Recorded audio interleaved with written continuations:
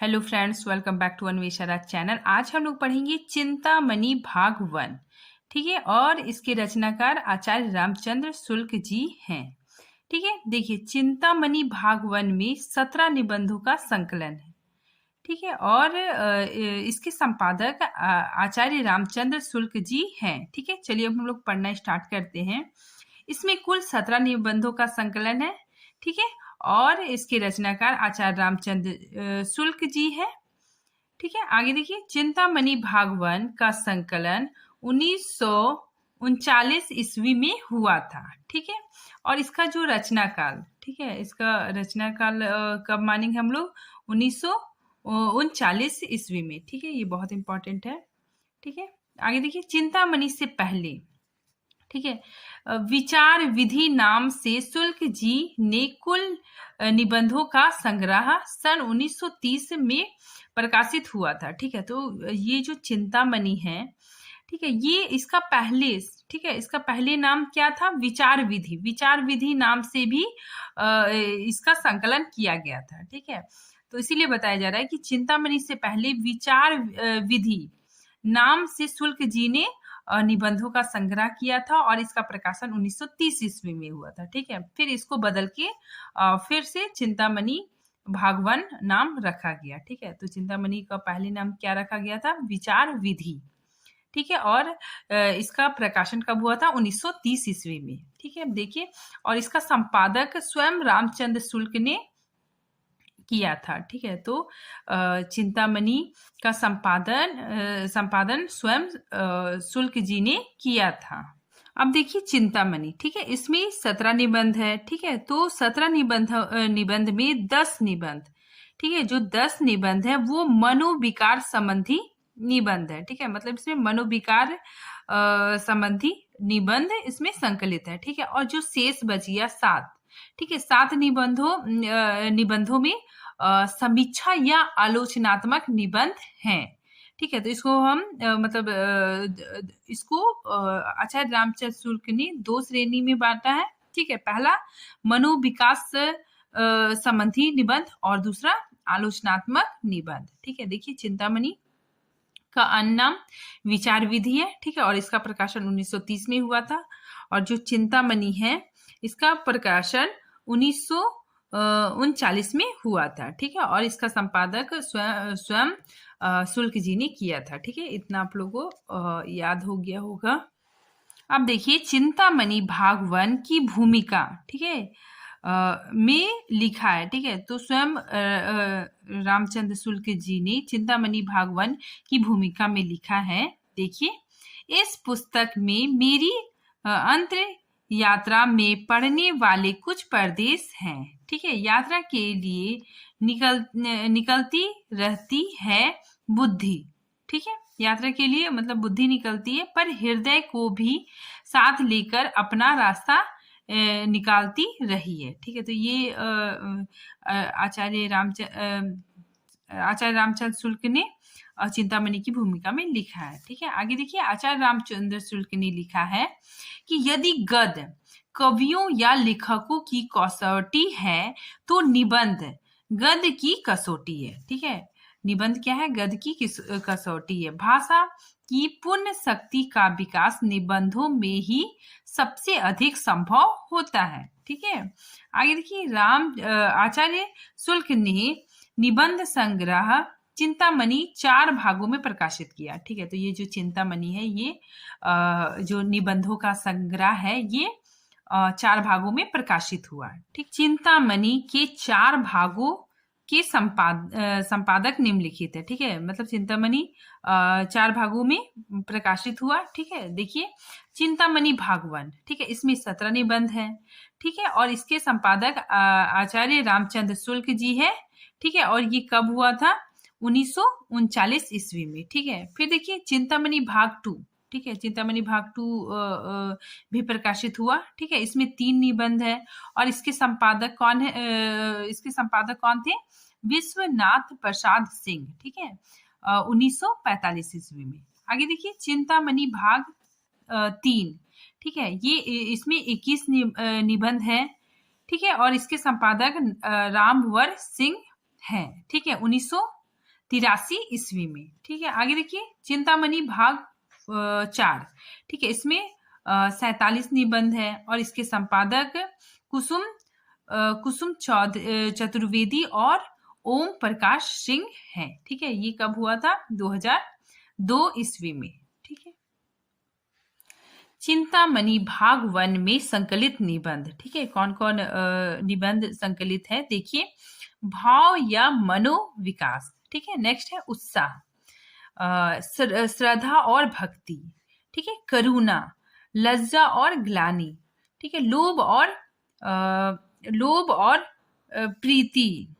ठीक है, घृणा, ईर्ष्या, भय, क्रोध। ठीक है, ये जो 10 निबंध है इसमें आचार्य शुल्क ने मन, ठीक है, मन या फिर मनोविकार से संबंधित निबंध को संकलित किया है। ठीक है, आगे देखिए कविता क्या है, मानस की धर्म भूमि, तुलसी की भक्ति भाग, भारतेंदु हरिश्चंद्र।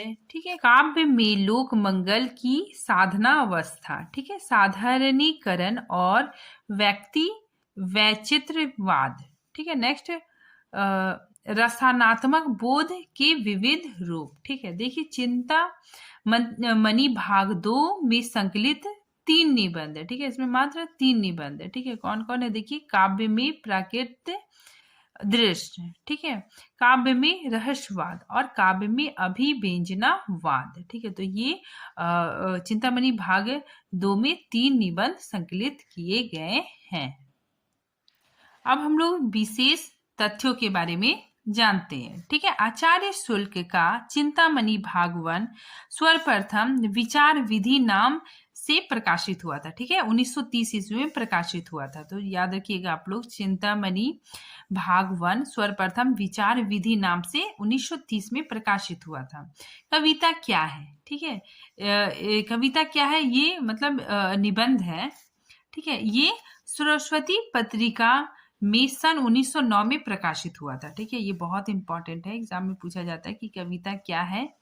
ये निबंध कब प्रकाशित हुआ था? तो 1909 ईस्वी में। ठीक है, और सरस्वती पत्रिका से प्रकाशित हुआ था। आगे देखिए, रामचंद्र शुल्क को निबंध सम्राट के नाम से भी जाना जाता है। ठीक है, चिंतामणि भाग 1 का संपादक, ठीक है, ये चिंतामणि भाग 1 का संपादक स्वयं रामचंद्र शुल्क ने खुद से किया था। ठीक है, आगे देखिए, चिंतामणि रचना के लिए इनको देव पुरस्कार प्राप्त हुआ है। ठीक है, तो एग्जाम में क्वेश्चन आता है कि देव पुरस्कार किनको मिला है? तो चिंतामणि रचना के लिए रामचंद्र शुल्क को देव पुरस्कार प्राप्त हुआ है।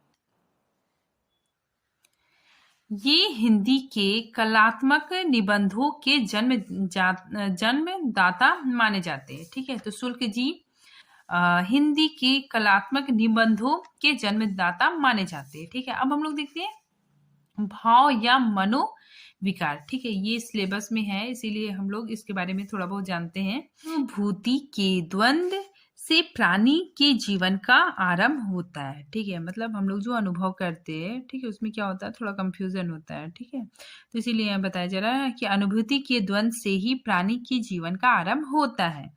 नाना विषयों के बोध का विधान होने पर ही उनसे संबंध रखने वाली इच्छा की अनेक रूपता, ठीक है, इच्छा की मतलब अनेक रूपता के अनुसार अनुभूति के भिन्न भिन्न योग संगठित होते हैं, जो भाव या मनोविकार कहलाते हैं। ठीक है, तो जो अनुभूति होती है भिन्न भिन्न प्रकार से, ठीक है, तो उसी को हम लोग क्या कहते हैं? भाव या मनोविकार कहते हैं।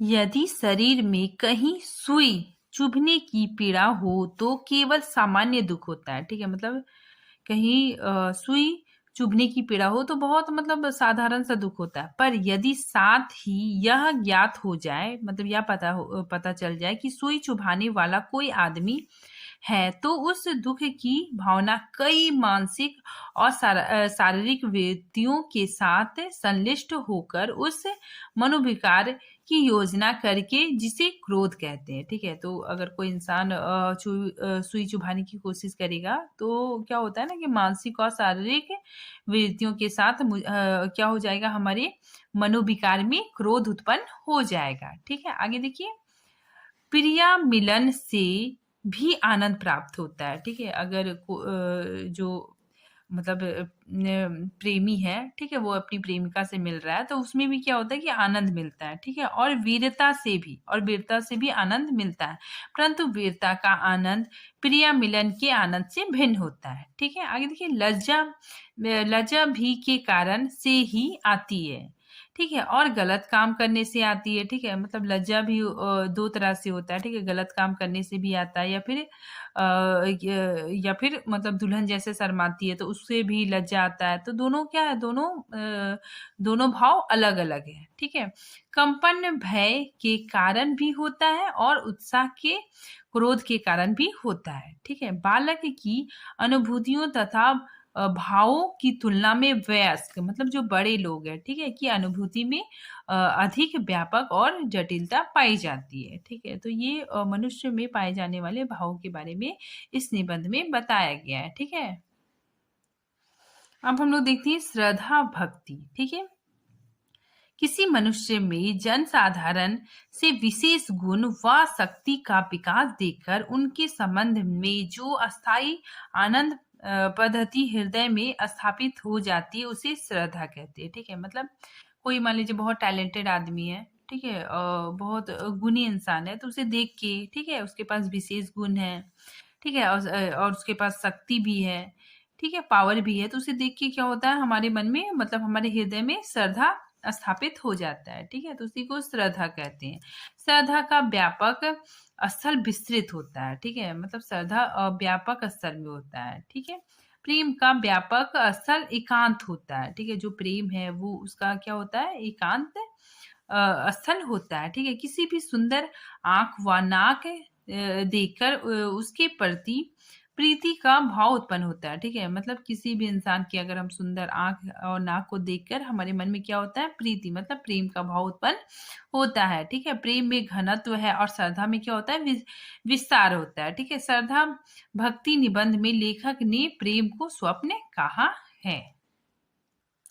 फिर आगे लोभ प्रीति। ठीक है, देखिए इसमें क्या है कि ये विचारात्मक निबंध है। ठीक है, निबंध में समास और व्यास शैली में प्रयोग किया गया है। ठीक है, ये निबंध है वो समास और व्यास शैली में लिखा गया है। ठीक है, लोभ मतलब क्या होता है ना कि किसी भी चीज के प्रति लोभ हो जाना। ठीक है, जैसे पैसे के लिए मतलब बहुत इंसान के लोभ होता है। ठीक है, लालच होता है। ठीक है, प्रीति मतलब क्या होता है, प्रेम। ठीक है, तो देखिए यहाँ पे लोभ के दो पक्ष होते हैं। ठीक है, एक सुखद भी होता है और एक दुखद भी होता है। ठीक है, लोभ सामान्य होता है। ठीक है, और प्रेम क्या होता है, विशिष्ट होता है। ठीक है, कहीं कोई अच्छी चीज सुनकर दौड़ पड़ना लोभ है। ठीक है, मतलब कोई भी अगर अच्छी चीज मैंने सुना, ठीक है, कि कोई फ्री में कहीं कुछ मिल रहा है तो हम लोग दौड़ने लगते हैं उसके पीछे, तो ये क्या है, मेरा लोभ है। ठीक है, लालच है। किसी व्यक्ति या वस्तु के प्रति होने पर लोभ वह स्वात्विक रूप प्रदान करता है जिसे प्रीति या प्रेम कहते हैं। ठीक है, देखिए किसी विशिष्ट व्यक्ति या वस्तु के प्रति, ठीक है, होने वाला लोभ वह सात्विक रूप प्रदान कर लेता है तो उसे तो जिसे हम लोग प्रीति या प्रेम कहते हैं। ठीक है, जैसे राम जी क्या करते हैं ना, सीता को मतलब प्रेम करते हैं, तो इनका प्रेम क्या है, एकदम सात्विक है। लेकिन रावण जो सीता को मतलब हरण करके ले गया था, तो वो क्या था ना कि मतलब स्त्री को उसके प्रति आकर्षित था। तो जो रावण का जो मतलब प्रेम था वो क्या था, वो उसका लोभ था। ठीक है, और राम जी का जो प्रेम है वो क्या था, मतलब सच्चा प्रेम था। ठीक है, आगे देखिए, किसी स्त्री या पुरुष के रूप में प्रसन्नता सुनते ही पहला भाव लोभ का होता है। ठीक है, देखिए इस क्वेश्चन आता है ऐसे कि किसी स्त्री या पुरुष के रूप की प्रशंसा सुनते ही पहला भाव क्या आता है, लोभ आता है। ठीक है, आगे देखिए, मन की ललक यदि वस्तु के प्रति हो, ठीक है, मन की लालसा अगर वस्तु के प्रति है तो वो लोभ होता है, ठीक है, और व्यक्ति के प्रति हो तो वो प्रीति कहलाती है, ठीक है, प्रेम कहलाती है। लोभ का प्रथम संवेदनात्मक अव्यय आनंद है। कविता क्या है, ठीक है, इसके बारे में भी हम लोग पढ़ते हैं क्योंकि ये सिलेबस में है, इसीलिए मैं इसको पढ़ा रही हूँ। देखिए, सरस्वती पत्रिका में सन 1919 ईस्वी में प्रकाशित हुआ था, ठीक है। देखिए, ये कथन बहुत इंपॉर्टेंट है, बहुत बार एग्जाम में पूछा जा चुका है, ठीक है। जिस प्रकार आत्मा की मुक्तावस्था ज्ञान दशा कहलाती है, उसी प्रकार हृदय की यह मुक्तावस्था रस दशा कहलाती है, ठीक है। तो ये आप लोग याद रखिएगा कि आत्मा की मुक्तावस्था क्या कहलाती है, ज्ञान दशा, और हृदय की यह मुक्तावस्था रस दशा कहलाती है, ठीक है। हृदय की इसी मुक्ति की साधना के लिए मनुष्य की वाणी से, ठीक है, मनुष्य के मुंह से जो शब्द विधान करती आती है उसे क्या कहते हैं हम लोग, कविता कहते हैं, ठीक है। आगे देखिए, कविता ही मनुष्य के हृदय को स्वार्थ संबंधों के संकुचित मंडल से ऊपर उठाकर लोक सामान्य की भाव भूमि पर ले जाती है, ठीक है। आगे देखिए, जिस प्रकार जगत अनेक रूपता, ठीक है, अनेक रूपता है, उसी प्रकार हमारा हृदय भी अनेक भावनात्मक है, ठीक है। तो ये आता है क्वेश्चन कि जिस प्रकार जगत क्या है, अनेक रूप है, ठीक है, उसी प्रकार हमारा हृदय भी क्या है, अनेक भाव उसमें है, ठीक है। अब देखिए इसके कुछ महत्वपूर्ण बिंदु, ठीक है, कविता क्या है कि कुछ महत्वपूर्ण बिंदु देखिए।